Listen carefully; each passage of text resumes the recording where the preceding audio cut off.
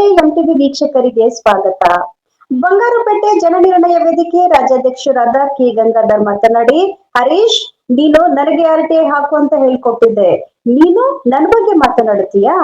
ನಿನ್ ಬಳಿ ದಾಖಲಿದ್ರೆ ತೆಗೆದುಕೊಂಡು ಬಾ, ನೇರ ಚರ್ಚೆ ಮಾಡೋಣ. ಈ ಸಂದರ್ಭದಲ್ಲಿ ರಾಜ್ಯ ಉಪಾಧ್ಯಕ್ಷರಾದ ಜೀವನ ರೆಡ್ಡಿ, ರಾಜ್ಯ ಪ್ರಧಾನ ಕಾರ್ಯದರ್ಶಿ ದೊಡ್ಡ ವಲಗಮಾದಿ ಚೌಡಪ್ಪ, ಯುವ ಘಟಕ ರಾಜ್ಯ ಪ್ರಧಾನ ಕಾರ್ಯದರ್ಶಿ ಅಂಬರೀಶ್ ಹಾಜರಿದ್ದರು. ವರದಿ BM ಸಾಕಪ್ಪ, MTV ನ್ಯೂಸ್ ಬಂಗಾರಪೇಟೆ. ನಮ್ಮ ನಡೆ ನ್ಯಾಯದ ಕಡೆ. ನಿರಂತರ ಸುದ್ದಿ ಮತ್ತು ಜಾಹೀರಾತುಗಳಿಗಾಗಿ MTV ಕನ್ನಡ ನ್ಯೂಸ್ ಅನ್ನು ಸಬ್ಸ್ಕ್ರೈಬ್ ಮಾಡಿ. ಸಂವಿಧಾನದಡಿಯಲ್ಲಿ ಬಂದಿರತಕ್ಕಂತಹ 2005/6/1/7/1 ಅಡಿಯಲ್ಲಿ ಪ್ರತಿಯೊಬ್ಬ ಸಾರ್ವಜನಿಕರು ಮಾಹಿತಿ ಕೇಳ್ತಕ್ಕಂಥದ್ದು ಸರ್ವೇ ಸಾಮಾನ್ಯ. ನಾನು ಮಾಹಿತಿ ಕೇಳಿ ಯಾರಿಂದಾದರೂ ಮನೆ ಅಥವಾ ಇತರೆ ಆಕಾಂಕ್ಷೆಗೆ ಏನಾದರೂ ಆಸೆಗೆ ಒಳಪಟ್ಟಿದ್ರೆ ಅದರ ದಾಖಲೆ ಏನಾದರೂ ಇದ್ದರೆ ಬಿಡುಗಡೆ ಮಾಡ್ಬೋದು.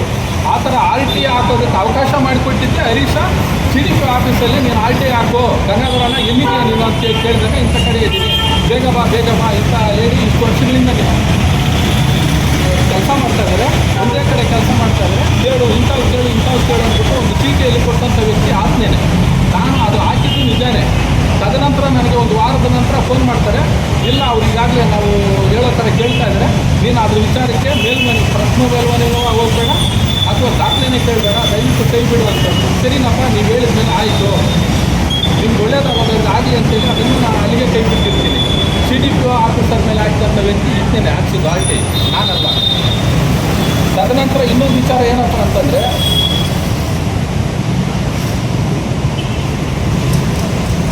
ಯಾವುದೇ ವ್ಯಕ್ತಿಯ ಹೆಸರಾಗಲಿ ಹರೀಶನ ಹೆಸರಾಗಲಿ ನಾನು ಪ್ರಸ್ತಾಪ ಮಾಡಿಲ್ಲ. ತದನಂತರ ಪಕ್ಷದ ಹೆಸರು ನಾನು ಪ್ರಸ್ತಾಪ ಮಾಡಿಲ್ಲ, ಅದು ಸಹ ಸುಳ್ಳನ್ನು ಹೇಳ್ತಾನೆ. ಆಮೇಲೆ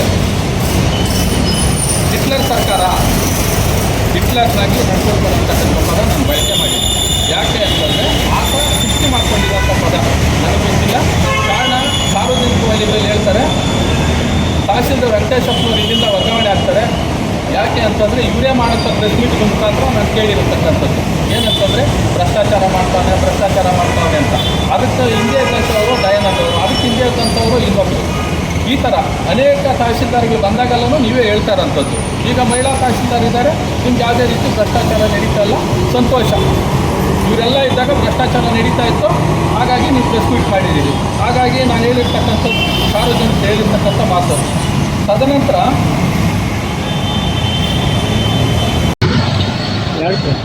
ಆಗಮಿಸಿರ್ತಕ್ಕಂತಹ ನನ್ನ ಪತ್ರಿಕಾ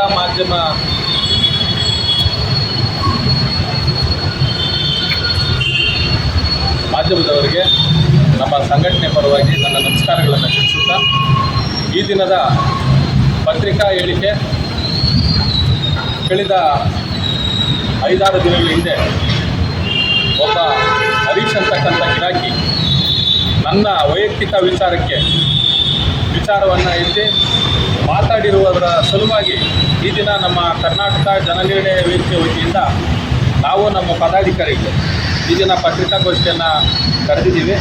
ಕರೆದಿರ್ತಕ್ಕಂಥ ವಿಚಾರ ಇಷ್ಟೇ, ಹರೀಶ್ ಅಂತಕ್ಕಂಥ ಒಬ್ಬ ಗಿರಾಕಿ ಪತ್ರಿಕಾ ಮಾಧ್ಯಮ ಮುಖಾಂತರ ಅವರ ಪರಿಚಯ ಮಾಡ್ಕೊಳ್ಳೋಂಥ ಸಂದರ್ಭದಲ್ಲಿ ಪ್ರಾರಂಭದಲ್ಲೇ ಪತ್ರಿಕೆ ಮಾಧ್ಯಮದವರಿಗೆ ದಿಕ್ಕು ತಪ್ಪಿಸ್ತಕ್ಕಂಥ ಕೆಲಸ ಮಾಡ್ತಾನೆ. ಯಾವ ರೀತಿ ಅಂತಂದರೆ, ತನ್ನ ಅಕ್ಕಪಕ್ಕ ಕೂತ್ಕೊಂಡಿದ್ದಂಥವರನ್ನು ಪರಿಚಯ ಮಾಡೋಂಥ ಸಂದರ್ಭದಲ್ಲಿ ಒಬ್ಬ ವ್ಯಕ್ತಿಯನ್ನು, ಸಾಮಾನ್ಯ ಪ್ರಜೆಯನ್ನು ಒಂದು ಗ್ರಾಮ ಪಂಚಾಯಿತಿ ಅಧ್ಯಕ್ಷರು ಅಂಥೇಳಿ ಜನರಿಗೆ ಮತ್ತು ತಮಗೆ ದಿಕ್ಕು ತಪ್ಪಿಸ್ತಕ್ಕಂಥ ಮಾಹಿತಿಯನ್ನು ನೀಡ್ತಾರೆ. ಅಂಥ ವ್ಯಕ್ತಿ ನನ್ನ ವೈಯಕ್ತಿಕ ವಿಚಾರದ ಬಗ್ಗೆ ಮಾತಾಡಿದಾಗ ನಾವು ಮಾಡಿರ್ತಾರೆ ಅಂತಕ್ಕಂಥ ಮಾತನ್ನು ಹೇಳ್ತಾನೆ ಹರೀಶ್ ಅವರು. ನನಗೆ ನೀನು ನಿನ್ನ ಮನೆಯಿಂದ ಆರ್ಥಿಕವಾಗಿ ಕ್ಯಾಶ್ ಏನಾದರೂ ತಂದು ಧನ ಸಹಾಯ ಅಂತ ಏನಾದರೂ ಮಾಡಿದರೆ, ಈ ರೀತಿ ಇದ್ದಂಥ ಫೋಟೋಗಳು ಯಾವುದಾದ್ರೂ ಇದ್ದರೆ ನನಗೆ ತೋರಿಸ್ಬೋದು, ಅಥವಾ ಚೆಕ್ ಏನಾದರೂ ಕೊಟ್ಟಿದ್ದರೆ ನಾನು ತೋರಿಸ್ಬೋದು. ಅದರಿಂದ ಮಾನ್ಯ ಹರೀಶ್ ಅವ್ರಿಗೆ ಈ ಮಾತನ್ನು ಹೇಳಿಕ್ಕೆ ಬಯಸ್ತೀನಿ. ಇನ್ನೂ ನಿನ್ನ ಬಗ್ಗೆ ಹಲವಾರು ವಿಷಯಗಳಿದೆ. ಮುಂದಿನ ದಿನಗಳಲ್ಲಿ ಇದೇ ರೀತಿ ನೀನು ಲೋಕಾಯುಕ್ತರು ಬಂದು ಇಲ್ಲಿ ಕಾರ್ಯಕ್ರಮ ಮಾಡಿದಾಗ ಅವ್ರ ವಿರುದ್ಧ 2ನೇ ದಿವಸ ನೀನು ಪತ್ರಿಕಾಗೋಷ್ಠಿ ಮಾಡ್ತೀಯ. ಮಾಜಿ ಸಂಸದರು ಬಂದು ಅವರ ಒಂದು ಹೇಳಿಕೆ ಕೊಟ್ಟಂಥ ಸಂದರ್ಭದಲ್ಲಿ ಎರಡನೇ ದಿವಸ ನೀನು ಅವ್ರ ವಿರುದ್ಧ ಮಾತಾಡ್ತೀಯ. ಅಷ್ಟೊಂದು ದೊಡ್ಡ ಮಟ್ಟಕ್ಕೆ ಬೆಳೆದಿರ್ತಕ್ಕಂಥ ನಾಯಕ ನೀನು. ಮುಂದಿನ ದಿನಗಳಲ್ಲಿ ಇನ್ನೂ ಮೇಲ್ಮಟ್ಟಕ್ಕೆ ಹೋಗೋ ತೊಂದರೆ ಇಲ್ಲ. ಇನ್ನೂ ದುಡ್ದಿದ್ದವ್ರು ಇದ್ದಾರಪ್ಪ, ಅವ್ರು ಮಾತಾಡಲಿ, ನಾನು ಮಾತಾಡ್ತೀನಿ. ನೀನು ಏನು ದುಡಿದೆ, ನೀನು ಬಂದು ತಾಲೂಕ್ ಪಂಚಾಯಿತಿಯಲ್ಲಿ ನನಗೆ ಟಿಕೆಟ್ ಕೊಟ್ಟಿಲ್ಲ, ನನಗೆ ಅನ್ಯಾಯ ಮಾಡಿದ್ರು ಅಂದ್ಬಿಟ್ಟು ನಿಮ್ಮ ನಾಯಕರ ವಿರುದ್ಧ ನೀವು ಮಾತಾಡಿರ್ತಕ್ಕಂಥ ಅವಾಚ್ಯ ಪದಗಳು ಲಕ್ಷಾಂತರ ಮಾತಾಡ್ಕೊಂಡಿದ್ಯಾ. ನಿನ್ನ ಬೇಳೆಕಾಳು ಬೇಯಿಸ್ಕೊಳ್ಳೋದಕ್ಕಾಗಿ, ಯಾರನ್ನೋ ಮನವೊಲಿಸೋದಕ್ಕಾಗಿ ಲಕ್ಷಾಂತರ ಜನ ಮತ ನೀಡಿರ್ತಕ್ಕಂಥವ್ರ ವಿರುದ್ಧ ಅವ್ರ ಬಾಯಲ್ಲಿ ಮಣ್ಣಾಕ್ಬಿಡಪ್ಪ. ಹರೀಶ, ನೀನೊಬ್ಬ ಗಿರಾಕಿ ಅಂತಕ್ಕಂಥ ಮಾತನ್ನು ಹೇಳಿ ನಾನು ಈ ಮುಖಾಂತರ ಅದನ್ನು ಹೇಳಲಿಕ್ಕೆ ಇಷ್ಟಪಡ್ತೀನಿ. ಇದೇ ರೀತಿ ಪದೇ ಪದೇ ಏನಾದರೂ ನಿಂತಲ್ಲಿ ಕುಂತಲ್ಲಿ ಪತ್ರಿಕೆ ಬಾಲಿಶ ಹೇಳಿಕೆಗಳನ್ನು ದಾಖಲೆ ಇಲ್ಲದೆ ಕೊಟ್ಟರೆ ಕಾನೂನು ರೀತಿ ಹೋರಾಟ ಮಾಡಲಿಕ್ಕೆ ಏನೆಲ್ಲ ದಾಖಲೆಗಳು ಆ ದಾಖಲೆಗಳನ್ನು ಈಗಾಗಲೇ ಕ್ರೋಢೀಕರಿಸಿದ್ದೀವಿ. ನಾನು ಎತ್ಕೊಂಬರೋಕ್ಕೆ ಭಾರ ಆಗಿ ಬಂದಿಲ್ಲ. ಈಗ ಕೇಳಿರ್ತಕ್ಕಂಥ ಪ್ರಶ್ನೆಗೆ ಉತ್ತರವನ್ನು ನೀಡಿದ್ದೀನಿ ಅಂತ ಹೇಳ್ತಾ ನನ್ನ ಈ ಮಾತನ್ನು ಮುಗಿಸ್ತಾ ಇದ್ದೀನಿ. ಜೈ ಭೀಮ್. ಸಂವಿಧಾನದಡಿಯಲ್ಲಿ ಬಂದಿರತಕ್ಕಂತಹ 2005 6/1 ಅಡಿಯಲ್ಲಿ ಪ್ರತಿಯೊಬ್ಬ ಸಾರ್ವಜನಿಕರು ಮಾಹಿತಿ ಕೇಳ್ತಕ್ಕಂಥದ್ದು ಸರ್ವೇ ಸಾಮಾನ್ಯ. ನಾನು ಮಾಹಿತಿ ಕೇಳಿ ಯಾರಿಂದಾದರೂ ಮನೆ ಅಥವಾ ಇತರೆ ಆಕಾಂಕ್ಷೆಗೆ ಏನಾದರೂ ಆಸೆಗೆ ಒಳಪಟ್ಟಿದ್ದರೆ ಅದರ ದಾಖಲೆ ಏನಾದರೂ ಇದ್ದರೆ ಬಿಡುಗಡೆ ಮಾಡ್ಬೋದು. ಆ ಥರ RTI ಹಾಕೋದಕ್ಕೆ ಅವಕಾಶ ಮಾಡಿಕೊಟ್ಟಿದ್ದೆ ಹರೀಶ. CDP ಆಫೀಸಲ್ಲಿ ನೀನು RTI ಹಾಕೋ, ಕನ್ನಡವರನ್ನ ಎಲ್ಲಿದೆಯಾ ನೀನು ಅಂತ ಕೇಳಿದಾಗ ಇಂಥ ಕಡೆ ಇದ್ದೀನಿ, ಬೇಗ ಬಾ ಇಂಥ ಹೇಳಿ ಇಷ್ಟು ವರ್ಷಗಳಿಂದ ಕೆಲಸ ಮಾಡ್ತಾ ಇದ್ದಾರೆ.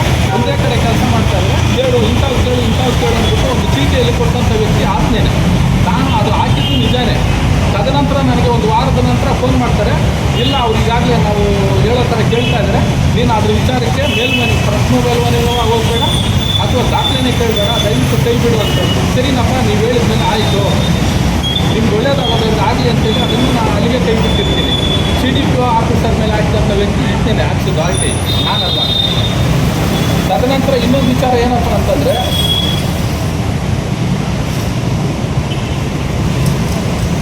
ಯಾವುದೇ ವ್ಯಕ್ತಿಯ ಹೆಸರಾಗಲಿ, ಹರೀಶನ ಹೆಸರಾಗಲಿ ನಾನು ಪ್ರಸ್ತಾಪ ಮಾಡಿಲ್ಲ. ತದನಂತರ ಪಕ್ಷದ ಹೆಸರು ನಾನು ಪ್ರಸ್ತಾಪ ಮಾಡಿಲ್ಲ. ಅದು ಸಹ ಸುಳ್ಳನ್ನು ಹೇಳ್ತಾನೆ. ಆಮೇಲೆ ಹಿಟ್ಲರ್ ಸರ್ಕಾರ, ಹಿಟ್ಲರ್ನಾಗಿ ನಡ್ಕೊಳ್ತಾರೆ ಅಂತಕ್ಕಂಥ ಪದ ನಾನು ಬಳಕೆ ಮಾಡಿದೆ. ಯಾಕೆ ಅಂತಂದರೆ ಆತ ಸೃಷ್ಟಿ ಮಾಡ್ಕೊಂಡಿರುವಂಥ ಪದ ನನಗೆ ಗೊತ್ತಿಲ್ಲ. ಕಾರಣ ಸಾರ್ವಜನಿಕ ವಲಯದಲ್ಲಿ ಹೇಳ್ತಾರೆ, ತಹಸೀಲ್ದಾರ್ ವೆಂಕಟೇಶಪ್ಪನವರು ಇಲ್ಲಿಂದ ವರ್ಗಾವಣೆ ಆಗ್ತಾರೆ. ಯಾಕೆ ಅಂತಂದರೆ ಇವರೇ ಮಾಡೋಂಥ ಪ್ರೆಸ್ ಮೀಟ್ ಮುಖಾಂತರ ನಾನು ಕೇಳಿರತಕ್ಕಂಥದ್ದು ಏನಂತಂದರೆ ಭ್ರಷ್ಟಾಚಾರ ಮಾಡ್ತಾನೆ ಅಂತ.